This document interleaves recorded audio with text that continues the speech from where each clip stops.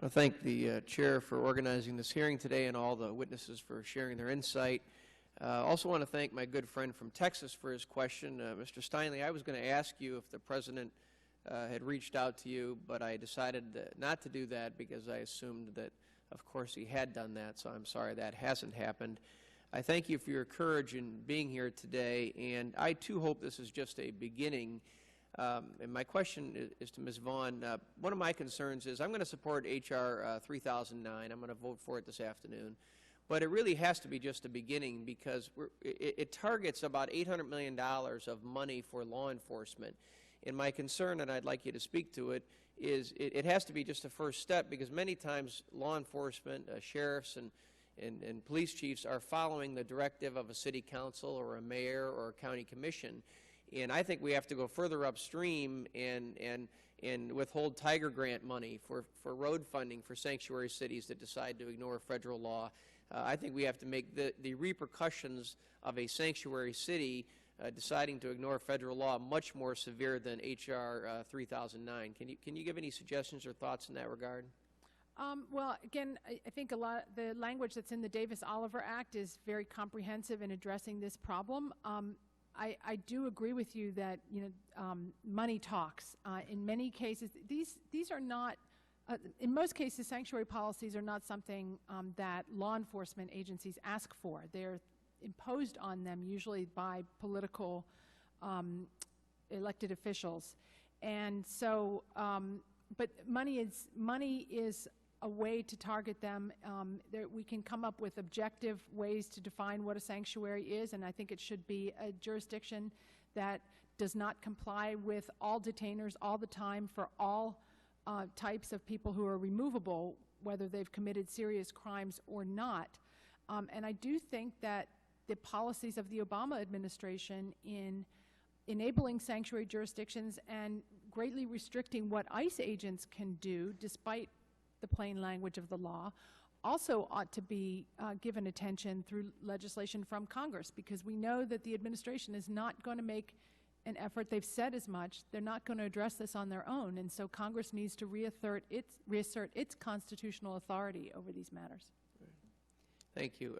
Chief Beal, during your testimony you commented that resources are finite. It's difficult for police departments to balance the different needs, and the federal immigration laws on some level are a distraction perhaps in balancing all the different demands on your police officers. That's true of so many things today in state and federal government, so it's not unique to whether we should enforce our immigration laws. You agree with that? I think it raises the issue of where we spend our enforcement resources always. How do we prioritize what we do? Right. In fact, that's what every police chief and every sheriff across this country does. That is what the federal administration is attempting to do, I would believe, as it relates to immigration and enforcement policy. To try to do everything, right. We do nothing well. So we focus, we're very strategic in how we deploy resources. That's how we are effective. Right. But if we boil it down, what we're talking about with respect to today's tragedy that led to this hearing is a phone call, right? I think I've already testified in that fact that the notification should have been made. In fact, right. I think we need to move just a little bit back upstream, that the federal government had the capability to act on that deportation without ever involving San Francisco authorities. Right. And I haven't heard that comment on much today. Right. The authority existed, the capability, ability to take action existed, and somehow that is not being recognized, I think. In your testimony, you kind of suggested that sanctuary cities maybe are helpful insofar as unlawful immigrants are not afraid to report crimes. Ms. Vaughn disagrees with that, suggests it's a myth. You want to comment on that? I think we just see this differently. Mine is based on my actual experience within my city, so I yield to my experience. Okay. Sheriff Jones, the President's policy is just to seek custody of folks that have been convicted of crimes, not charged. You want to comment on that?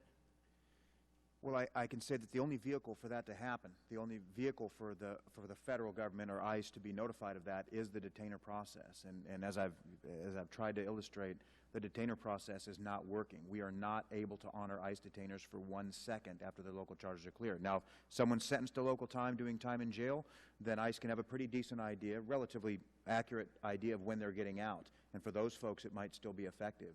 But for the 58,000 people that I book in my jail every year that overwhelmingly mostly get out on their own recognizance, bail perhaps on they're able to bail, they get released from court.